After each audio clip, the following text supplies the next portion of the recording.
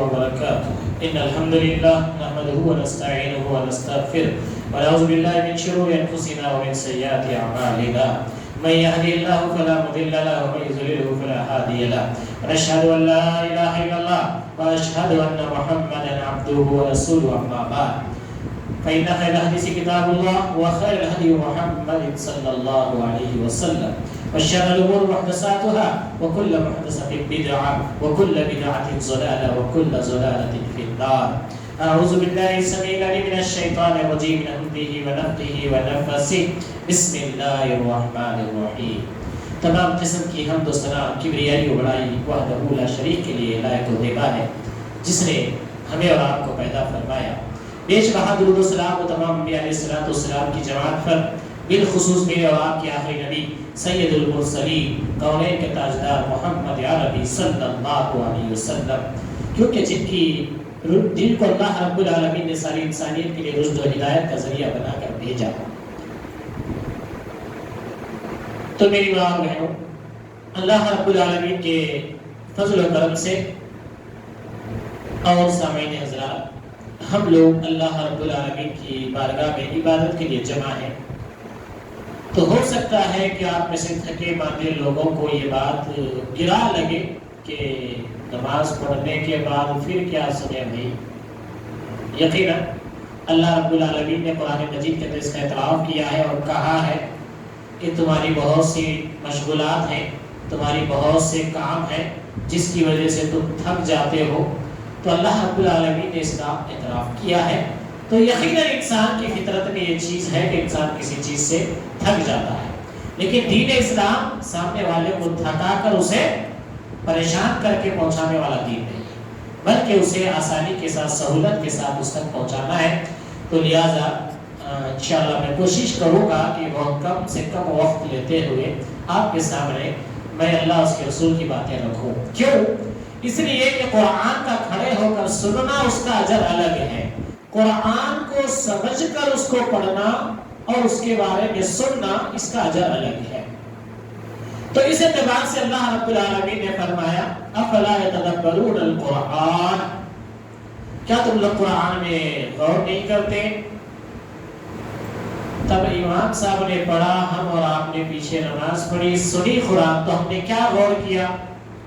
پہلی بات تو یہ کہ ہمیں یعلمون تعلمون کا ہی مطلب نہیں معلوم رہتا. تو لہذا ہم جو ہے کھڑے ہو کر قرآن سنتے ہیں. یقیناً قرآن کے سننے پر بھی اجر ہے، لیکن جو ذمہ داری میری اور آپ کی ہے قرآن کے تعلق سے، اس کو سمجھنا ضروری ہے. وہ کیا ہے؟ آپ کے گھر اگر ایک ایسا کوئی خط آ جائے جو آپ کی زبان میں نہیں، مثلاً حیدرآباد کے لوگوں کے پاس اگر کرناٹک سے ایک خط آ گیا تو ان کو سوچنا پڑے گا کہ ارے بھائی یہ کنڑ میں کون پڑھنے والے ہیں، بھائی ذرا ان سے پڑھا کے معلوم کر لیں گے. فکر ہوتی نا؟ ہوتی، ہونا چاہیے. اسی طرح اگر کسی کا ملیالم میں خط آیا تو وہ آدمی پریشان رہے گا کہ بھائی خط آیا لیکن اس میں ہے کیا لکھا ہوا، اس کے جاننے کی کوشش کرتا ہے. تو اسی طرح قرآن مجید ہمارے پاس جو آیا ہے الف لام را تلک آیات الکتاب المبین، کہ اللہ رب العالمین فرماتا ہے انا انزلناه قرآنا عربیا لعلکم تعقلون، ہم نے یہ قرآن عربی میں نازل کیا ہے تاکہ تم سمجھو. اچھا، یہ قرآن جس قوم پر نازل ہوا وہ قوم عربی زبان جاننے والا، اور اس قوم کو رب کہہ رہا ہے کہ ہم نے قرآن کو عربی زبان میں نازل کیا ہے تاکہ تم سمجھو. تو قرآن سمجھنے کے لیے ہے، قرآن اصل میں سمجھنے کے لیے ہے. کیوں؟ اللہ رب العالمین آگے فرماتا ہے عربيا لعلكم تعقلون نحن نقص عليك احسن القصص بما اوحينا اليك هذا القرآن.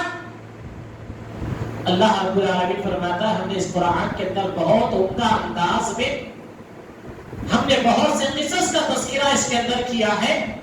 تو اللہ وحدہ لا شریک فرماتا ہے کہ اس قرآن کو ہم نے عربی میں نازل کیا ہے تاکہ تم سمجھو. تو سمجھنا بھی ہماری اور آپ کی ذمہ داری ہے، ورنہ ایسے ہو جائے گا کہ آپ ایک حکیم صاحب کے پاس چلے گئے، حکیم صاحب نے پیپر پہ لکھ دیا تم گھر میں سے زیرہ نمک پیس کے دہی میں ملا کے 1 ہفتہ کھاؤ. پیپر پہ لکھ دیا. انہوں گولیاں کچھ بھی نہیں دیا، مٹھی پڑو میں لالی بول کے چٹھی گھر میں رکھنے کے بیٹھے، تو آپ کی جو پرابلم تھی وہ سوالو نہیں ہونے والی ہے۔ کیوں؟ آپ کیوں رکھے بیٹھے؟ اس لیے بیٹھے کہ وہ چٹھی میں کیا لکھ کے تھے حکیم صاحب آپ کو نہیں معلوم۔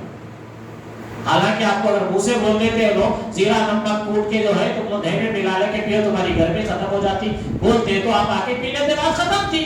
لیکن آپ کو بولا نہیں گیا نا آپ کی زبان میں، آپ سمجھے نہیں، وہاں لکھا گیا، جو لکھا گیا وہ آپ کو نہیں معلوم ہے۔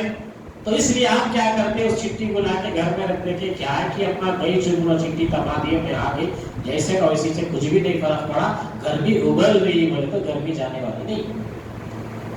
تو قرآن مجید میں اللہ رب العالمین نے جب کہہ دیا ہے کہ ہم نے اس کو عربی میں نازل کیا ہے تاکہ تم سمجھو، تو جس قوم کے اوپر نازل کیا گیا یقیناً وہ قوم عرب زبان کی تھی، ان لوگوں نے اس کو اچھے سے سمجھا، میرا اور آپ کا اس کو سمجھنا مشکل ہو جاتا ہے۔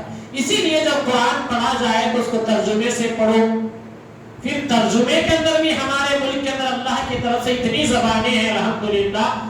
سعودی عرب جو ہے جو قرآن اپنی طرف سے الفہد کمپلیکس کی جانب سے جو وہاں کی سعودیہ کی حکومت کی جانب سے جو قرآن پرنٹ ہوتی ہے، لاکھوں میں کروڑوں میں بے شمار جو پرنٹ ہوتی ہے وہ 70 سے زائد زبانوں میں ہوتی ہے، 70 سے زیادہ زبانوں کے اندر قرآن ترجمہ ہوتا ہے۔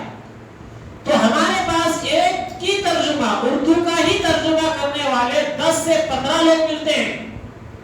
اب 10 سے 15 لوگوں کی علاقے کی زبان الگ ہے، تو ترجمہ پڑھ کر بھی ہم لوگ بعض لوگ پریشان ہو جاتے ہیں کہ یہاں ایسا لکھا ہے وہاں ایسا لکھا ہے، ان کی قرآن الگ ہماری قرآن الگ۔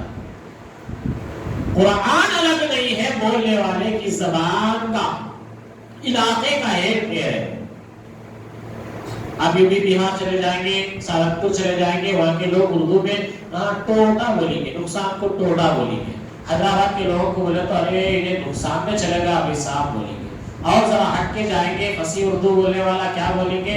یہ لوگ آٹا اٹھانے والے ہیں بولیں گے۔ تو اس طرح کے جملہ ایک ہی ہوتا ہے، اس کے الفاظ چینج ہوتے ہیں۔ تو اسی لیے قرآن کو جب ہم سمجھیں گے تو یقیناً ہمیں عمل کرنے میں آسانی ہوگی۔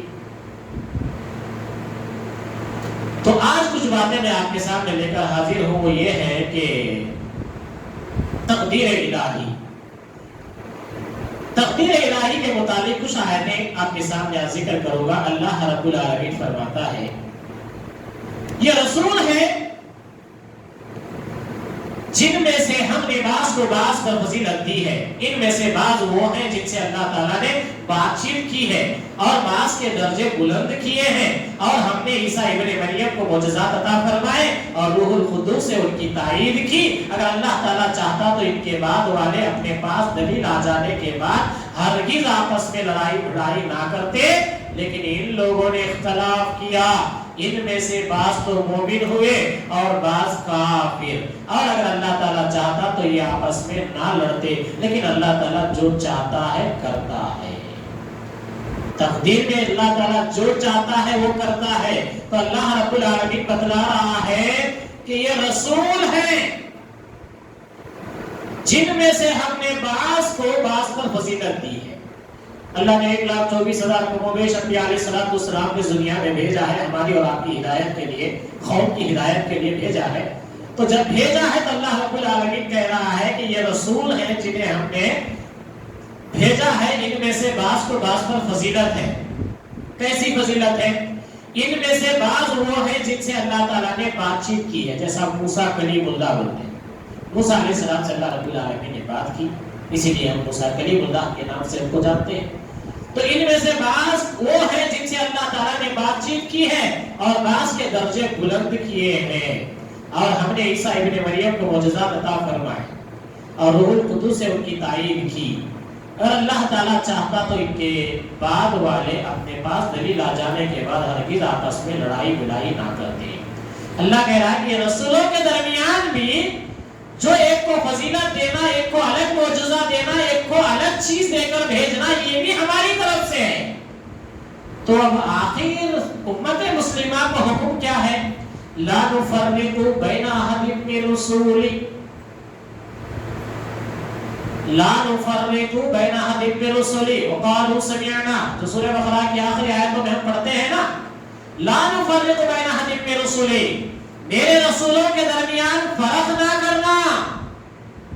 کس کو بولا جا رہا ہے؟ مجھے اور آپ کو، قیامت کی صبح تک پیدا ہونے والے ہر مسلمان کو بولا جا رہا ہے کہ رسولوں کے اندر فرق تم نہیں کرنا. کیوں نہیں کرنا؟ اس لیے کہ اتھارٹی تمہارے کو دی گئی تو جیسے یہود و نصارہ ہم آلے پیغمبر کی نسل ہے، ہم آلہ، تم لوگ اس ذات کے ذاتوں کے اندر بن جائیں گے. تم لوگ رسولوں کو اگر فضیلت جو دی ہے وہ ہم نے دی ہے، اسی لیے تم انسانوں کا کسی کو یہ حق نہیں ہے کہ کسی رسول کو اعلیٰ یا ادنا بولے.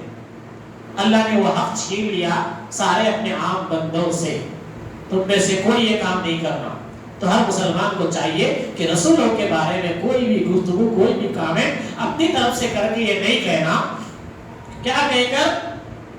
اما عائشہ رضی اللہ تعالیٰ عنہا کہتی ہے ایک یہودیہ آئی آ کر میری ماں اور بہنیں سنے ان باتوں کو. کیوں؟ اسلام کے اندر ماں اور بہنوں کی بہت قربانیاں ہیں، اور دین اسلام جب آپ سنتی ہیں تو آپ کے نسلوں میں یہ دین چلا جاتا ہے.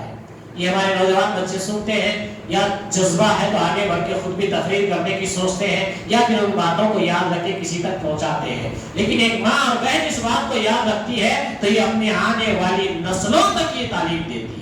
اس لیے ماں اور بہنوں کو توجہ چاہتا ہوں کہ اللہ کے پیارے نبی صلی اللہ علیہ وسلم کی زوجہ اما عائشہ رضی اللہ تعالیٰ عنہا کہتی ہے ایک یہودیہ آئی آ کر کہنے لگی. کیا کہنے لگی؟ ارے تمہیں معلوم ہے کہ تمہارے قرآن میں ذکر ہے کہ اللہ رب العالمین نے یوسف علیہ السلام کے جمال اور ان کی خوبصورتی کا ذکر کیا ہے، اور وہ بھی کیسے کیا ہے؟ مصر کی عورتوں نے حضرت یوسف کے جمال کو دیکھا، خوبصورتی کو دیکھا تو انہوں نے اپنی انگلیاں کاٹ لی ان کی خوبصورتی کو دیکھنے. یعنی اتنا وہ لوگ بے حس ہو گئے، وہ لوگ اتنا جو ہے بے ساختہ ہو گئے کہ کہنے لگے حاشا للہ، ارے یہ تو انسان نہیں ہے بلکہ کوئی فرشتہ ہے، کوئی نہیں. تو اتنا یہ ہو گئے. تو یہودی آ کے اما عائشہ کو تانا دیتے ہیں، بولتی دیکھو تمہارے قرآن میں ہمارے پیغمبر کا ذکر ہے، تمہارے قرآن میں ہمارے پیغمبر کا ذکر ہے، اور وہ بھی ان کے حسن کا ذکر ہے. اور مصر کی عورتوں نے ان کے حسن کو دیکھتے دیکھتے اپنے انگلیاں کاٹ لی. قطعنا کہہ رہا ہے قرآن، انہوں نے انگلیاں کاٹ لی. اللہ اکبر. اب آپ نہیں ہوں گے تو سیلنٹ ہو جاتے رہے، صحیح میں قرآن میں ہے انگلیاں کاٹ لی. تو اما عائشہ امت کی ماں، اللہ اکبر، ابوبکر صدیق کی بیٹی رضی اللہ عنہما کیا جواب دیتی ہے؟ کہتی ہے یہودیہ مصر کی عورتوں نے جب یوسف کے حسن کو دیکھا تو صرف انگلیاں کاٹی. میرے نبی محمد رسول اللہ صلی اللہ علیہ وسلم کے حسن کو اور ایمان کو عرب کی عورتوں نے دیکھا تو اپنی اولادیں، اپنے شوہروں کو کٹا دیا. تو جب علم ہوگا ہمارے پاس، قرآن کو سمجھیں گے تو جواب دے پائیں گے نا. اب قرآن کو نہیں سمجھیں گے تو کوئی لا کے ساتھ کنڈا سامنے ڈال دیتا، آپ بولتے ارے کیا ہے کہ بھائی صاحب بولے، بھائی صاحب بولے، ہم وہاں پہنچے ہوتے. لیکن امت کی ماں کو علم تھا، بڑی عالمہ تھی. جواب میں یہودیہ سے کہی اے یہودیہ تو اپنے نبی کا ذکر کر کے، کیونکہ اس نبی پر میں بھی ایمان رکھتی ہوں، لیکن تو تانا دے رہی ہے تو سن لے. مصر کی عورتوں نے یوسف کو دیکھا علیہ السلام کو تو صرف انہوں نے انگلیاں کاٹ لی. میرے نبی کے حسن کو جن عورتوں نے، جن مردوں نے دیکھا انہوں نے اپنی جانیں گنوا لی. سلیم رضی اللہ اسلام کے لیے کیا کیا نہیں، اسلام کے لیے کیا کیا نہیں کیا. اسلام کی سربلندی کے لیے اپنے جسم کے ٹکڑے کروا دیے. ام عمارہ گھر میں شوہر دو تین بیٹے شہید ہوتے ہیں. سوال میں سائل کہتا ہے اما شوہر کا انتقال ہو گیا، وہ شہید ہو گئے، بیٹے تمہارے شہید ہو گئے، پھر بھی تم کیا چاہتی ہو؟ پھر پوچھ رہی ہو کہ کیسے ہے، کیا حال ہے جنگ کے میدان کا؟ تو کہنے والے نے کہا اما اللہ کے نبی صلی اللہ علیہ وسلم سلامت ہیں، ان پر کوئی حملہ ابھی تک نہیں ہوا ہے، اور تمہارے شوہر اور بچے جو ہے شہید ہوئے ہیں. ہمارا کہتی ہے اللہ کا شکر ہے کہ میرے نبی اگر سلامت ہے تو آنے والی امت کے لیے سب کچھ سلامت ہے، میرا سب کچھ سلامت ہے. اللہ قربانی ایسی تھی نبی کا بچنا. انہوں نے ایمان ان کے دماغ میں ان کے دلوں میں یہ بات آ گئی تھی کہ نبی کی حفاظت ہونا، نبی کا ہمارے پاس رہنا ہماری ساری انسانیت کے لیے رحمت ہے، نبی کا دین ہم تک مکمل پہنچنا یہ ہماری ساری نسلوں کے لیے دین مکمل ہے۔ تو انہوں نے نہ اولاد کی پرواہ کی نہ شوہر کی پرواہ کی، جب میں شہید ہو گئے بولے اللہ کا شکر ہے اللہ نے ان کو دین کے لیے قبول کر لیا ہے، لیکن میرے نبی سلامت ہے تو میرا سب کچھ سلامت ہے۔ کیا مطلب تھا اس کا؟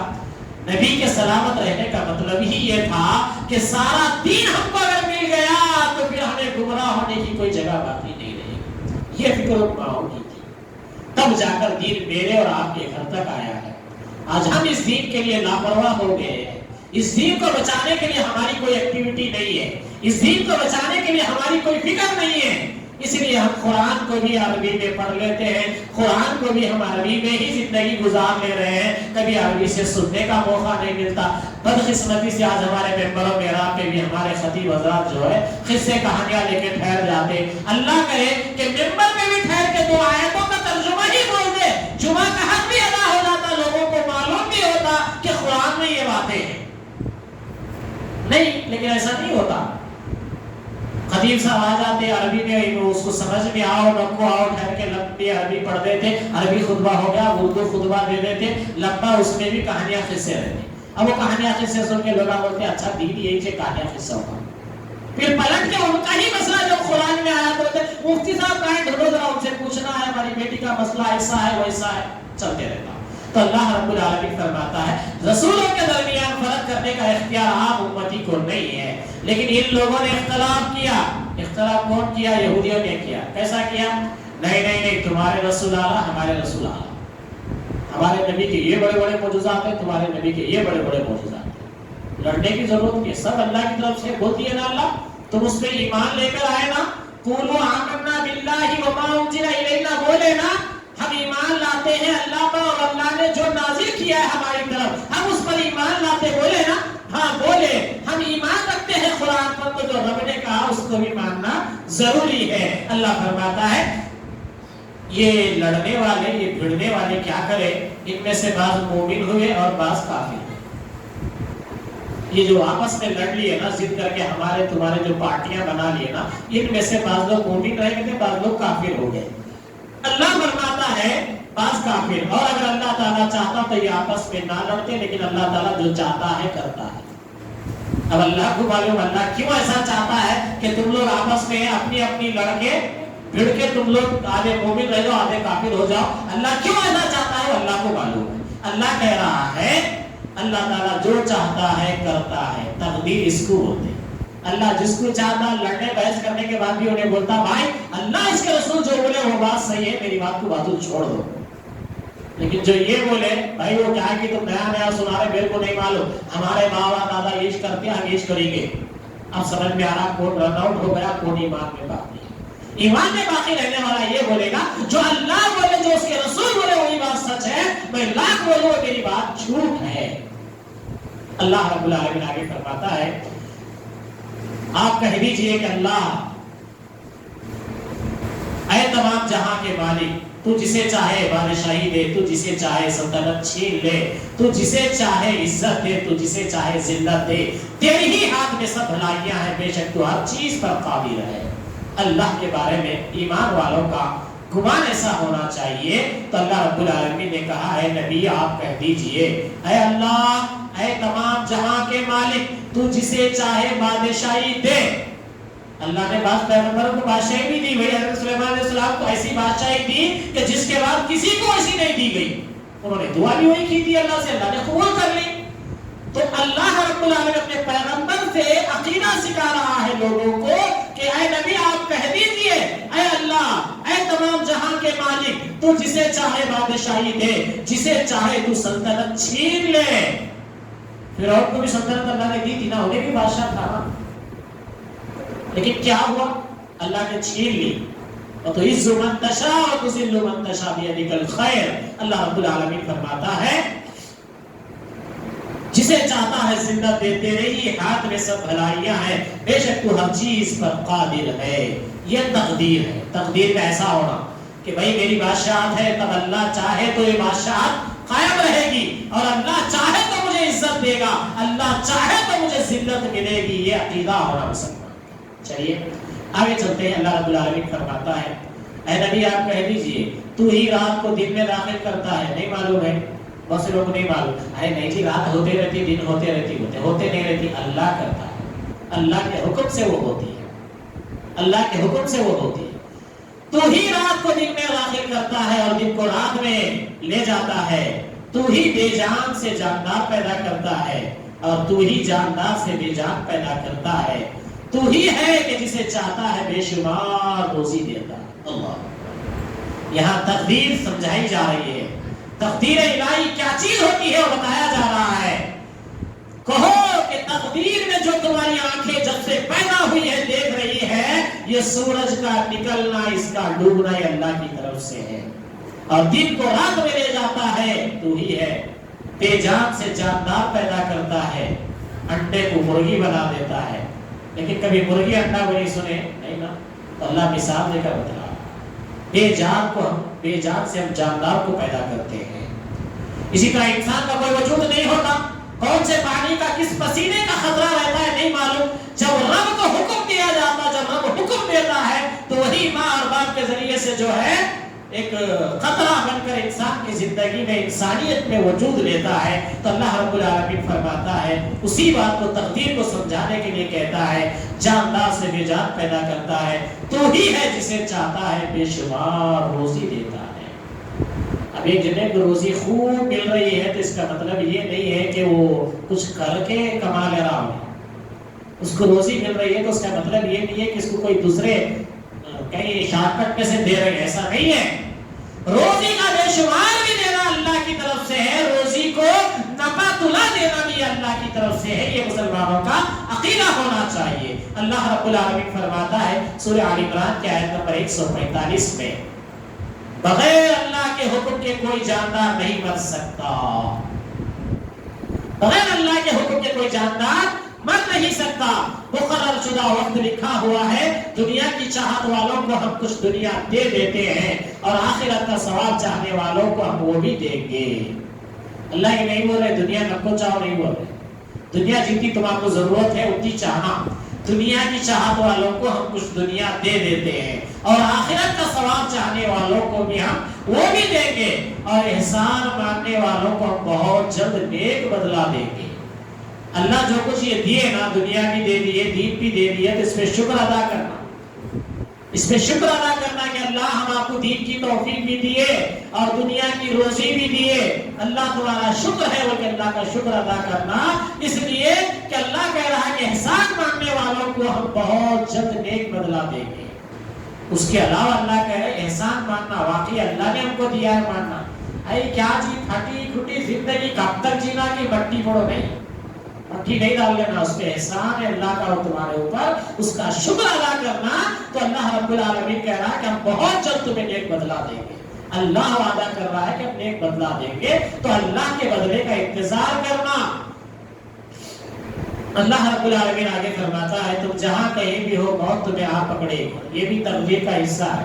بہت سے لوگ ہوتے ہیں اپنا میوہ نہیں جاتی تو یہ سب ہوتا ہی نہیں تھا، بردش نہیں تھی، ہماری اماں سلامت رہتی تھی، ہمارے بابا سلامت رہتے تھے، ہمارا بھائی سلامت رہتا تھا۔ اللہ واضح کر رہا ہے تم جہاں کہیں بھی ہو موت تمہیں آ پکڑے گی، گویا تم مضبوط قلعوں میں ہو، اگر تمہیں کوئی بھلائی ملتی ہے تو کہتے ہیں کہ یہ اللہ تعالیٰ کی طرف سے ہے، اور اگر کوئی برائی پہنچتی ہے تو کہہ اڑتے ہیں کہ یہ تیری طرف سے ہے۔ انہیں کہہ دو کہ یہ سب اللہ تعالیٰ کی طرف سے ہے۔ انہیں کیا ہو گیا ہے کہ یہ کوئی بات سمجھنے کے بھی قریب نہیں ہے۔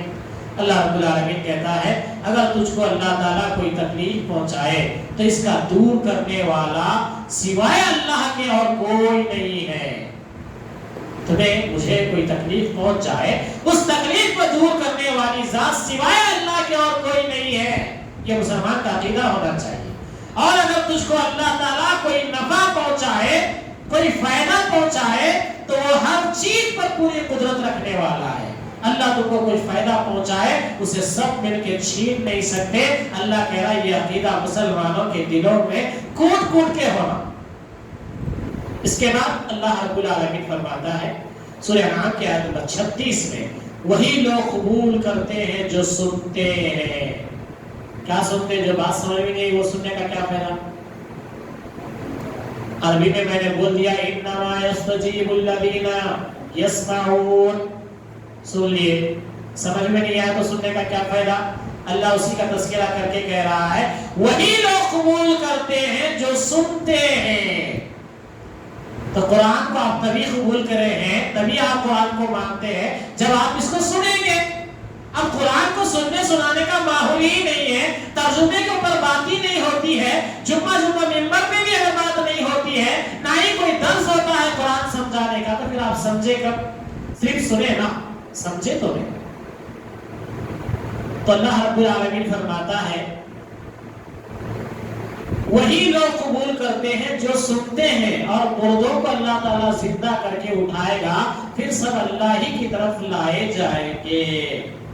یا زندوں کی بات ہوتے ہیں، مردوں کو لانے کا کیا مطلب ہے؟ اللہ کیوں بتا رہے ہیں؟ یہ بھی تقدیر کا حصہ ہے. وہی لوگ قبول کرتے ہیں جو سنتے ہیں. اب یہ جا کے جو خبروں پہ سورہ یاسین پڑھا جا رہا ہے، کس کو سنایا جا رہا ہے؟ ارے گھر میں اماں بابا بیوی بچے زندہ ہیں، ان کے سامنے پڑھ کے سنا، ہو سکتا کہ کوئی آیت سمجھ میں آ جائے، کوئی بات سمجھ میں آ جائے، وہ ایمان لا لے، وہ اس کے اوپر عمل کرنے لگ جائے تو ان کی زندگی میں ہدایت آ جائے گی. لیکن لوگ کیا کر رہے ہیں؟ امام صاحب جا کے اگر خبر پہ ڈھے کے سورہ یاسین شروع کر دے، سورہ فاتحہ شروع کر دے، سورہ بقرہ شروع کر دے، سب عام عوام کیا کرے گی؟ عام عوام بولے گی نہیں، کون سا بھی کر رہے، یہ کرنا ہے. تو اللہ رب العالمین فرماتا ہے وہی لوگ قبول کرتے ہیں جو سنتے ہیں. مردوں کو اللہ زندہ کر کے اٹھائے گا، پھر سب اللہ ہی کی طرف لوٹائے جائیں گے. اللہ صاحب واضح کر رہا ہے کہ مردوں کو جب زندہ کر کے اٹھائیں گے نا، تب وہ کیا کیا قرآن سن کے تب معلوم ہوگا. اس لیے جو زندہ ہیں، جو مردے ہیں، ان سب کو بھی لوٹ کے اللہ کے پاس جانا ہے. اور کوئی مردہ یہ تھوڑی بولے گا اللہ نے میری خبر پہ آ کے قرآن پڑھتا تھا، میرے کو قرآن سناتا تھا. کوئی مردہ نہیں بولے گا. کیوں؟ سورہ مریم کے آخر میں غالباً اللہ رب العالمین عیسیٰ ابن مریم کے تعلق سے ذکر کرتے ہوئے فرماتا ہے کہ وہ کہیں گے کہ اللہ میری زندگی کے بعد انہوں نے کچھ کہا ہے یا کیا ہے وہ تو جانتا ہے، میں نہیں جانتا. جب پیغمبر کہہ رہے ہیں کہ انہوں نے کچھ کیا ہے تو میں نہیں جانتا، تو جانتا ہے. تو جب موت کے بعد کوئی آدمی کو اس کا حق نہیں دیا اللہ رب العالمین کہ زندے لوگ کیا کر رہے ہیں کیا نہیں کر رہے ان کو نہیں معلوم. انہوں نے اللہ پردہ ہے نا، موت اور قیامت کے دن کے درمیان جو پردہ ہے وہ پردے میں تھے. ہم کو تو نہیں معلوم کہ وہ دنیا میں کیا کرے، ہمارے راستے کیسا کرے، وہ نہیں معلوم. تو اللہ رب العالمین کہہ رہا ہے اسی لیے جو سنتے ہیں وہی لوگ قبول کرتے ہیں جو سنتے ہیں، اور مردوں کو اللہ زندہ کر کے اٹھائے گا، پھر سب اللہ ہی کی طرف لوٹائے جائیں گے. اب یہ جتنے مسلمان لا علمی کی وجہ سے جا کے خبروں پہ جہاں کہیں بھی سنا رہے نا، اپنے جو بھی ٹکڑے ہیں سنا رہے، ہماری بچی کا بھلا کر دو، بچے کا فلاں کر دو، اس کا نیلا کر دو، اس کا لال کر دو، جو بھی سنا رہے، یہ سب جب یہ میدان محشر میں اٹھائے جائیں گے سارے بزرگ، تو بزرگ کیا بولیں گے؟ اللہ انہوں آ کے بار سے یہ منگے تھے، تھوڑی بولیں گے؟ نہیں بولیں گے نا. اللہ نہیں، مجھے نہیں معلوم اللہ، کیونکہ مرنے کے بعد مجھے دفنا دیے، پھر آپ اب اٹھائے، مجھے اتنا ہی معلوم کہ میں آ کے حاضر ہوں. کیوں؟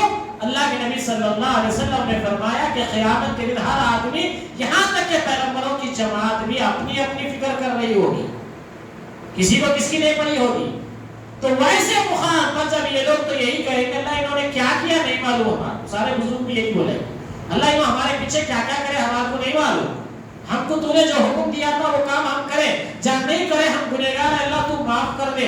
یہ بزرگ وہاں یہ بولیں گے، تب عام عوام کا کیا حال ہوگا؟ تو اللہ کہہ رہا ہے اسی لیے دیکھو وہی لوگ قبول کرتے ہیں جو سنتے ہیں. میری ماں یا آپ کے کوئی رشتہ دار زندہ تھے، جب تک آپ جو بولے وہ سنتے تھے، اس کے جواب دیتے تھے، اس کو قبول کرتے تھے. لیکن اب جو زندہ نہیں ہے، وہ اگر ابھی کسی کی روح نکل گئی، اس کو جا کے بولو ذرا پانی پلاؤ مول صاحب کو، بولے تو مول صاحب مر گئے، تو انہیں نہیں ہو کے پلا سکتا. کیوں؟ انہیں سننا ہی نہیں، تو کرے گا کا ایکٹیویٹی کہاں سے آئے گی؟ اللہ وہی سمجھاتے ہوئے کہہ رہا ہے وہی لوگ قبول کرتے ہیں جو سنتے ہیں. کون نہیں سنتے؟ اللہ آگے کہہ رہا ہے مردوں کو تو اللہ زندہ کر کے اٹھائے گا، پھر سب اللہ ہی کی طرف لائے جائیں گے. اور جھگڑا کہاں ہوتا ہے؟ جھگڑا وہاں ہوتا مسلمانوں میں، ارے بھائی بزرگان دین کیسا نہیں سنتے تھے خبر میں؟ ارے اللہ والے اس کا شعور تم کو نہیں دیا گیا. وہ زندہ ہے تو ہے ہمارے پاس، لیکن وہ کیسا ہے تم کو کو نہیں معلوم. اب نہیں معلوم ہو جانے کو کیسا معلوم ہو جا رہا؟